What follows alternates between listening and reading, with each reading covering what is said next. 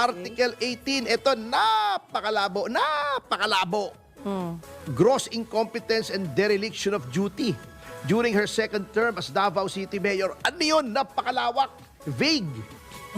Sa batas, meron sinasabing void for vagueness. Kung ang akusasyon ay magulo, hindi maintindihan. Ha? Napakagulo. Parang bulbul. Buhol-buhol. Buhol-buhol magulo, di ba? Pag buhol-buhol. Oh, diba? yeah. Buhol-buhol yung buhok mo, buhol-buhol yung alambre. Opo, hindi. Di ba? May shortcut kasi. Sige po. Oo. Buhol-buhol ni De Lima, yung kanyang ginawa. Buhol-buhol yung ginawa niya. Grabe Oo. mo katawa sila. Oo. Buhol-buhol. Sige Ano na. ba sinasabi ko? Natatawa kayo. Oo. Yan. Anong gross incompetence? Kasi pag sinabi niyong ganito lang, Mm. alam niyo po ang nangyari pagka vague ang accusation. It violates the due process clause of the Constitution. What does the due process clause state? Dapat, kung magcha-charge ka, may particularity, may specificity. Anong ginawa ko?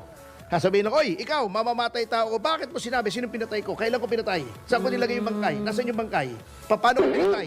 Nilason ko ba? Binanil ko? Sinaksa ko? Di niya alam. Wala. Ayun. Ba't na namatay? Pinakitahan ko ng litrato ni Benny Abante, kaya inatake sa puso. Ano bang nangyari? Anong cause of death? Oh, Ala. unexplained wealth. Mm. Oh. Puro kalokohan eh. Oh, eto pa. Tumanggap daw ng mga mga sari-saring mga suhol sa mga drug personalities. Oh, Hindi nga nila alam kung saan eh. sino? Saan? Kailan?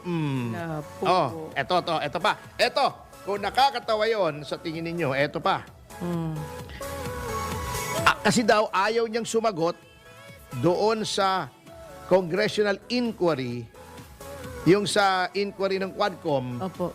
o yung hindi pala Quadcom, I'm sorry, yung public accountability, yung blue ribbon ng House. Was okay. Dapat daw siyang impeach.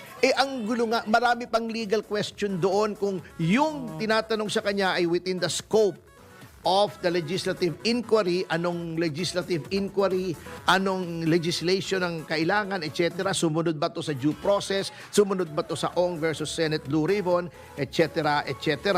May legal question pa nga eh. Itong pinaka-kengkoy. Ano po yun? Para sa akin, no? Ito mga kengkoy. Nagtangka daw siya, ha? Take note, nagtangka na humingi ng 650 million in secret funds. Oh?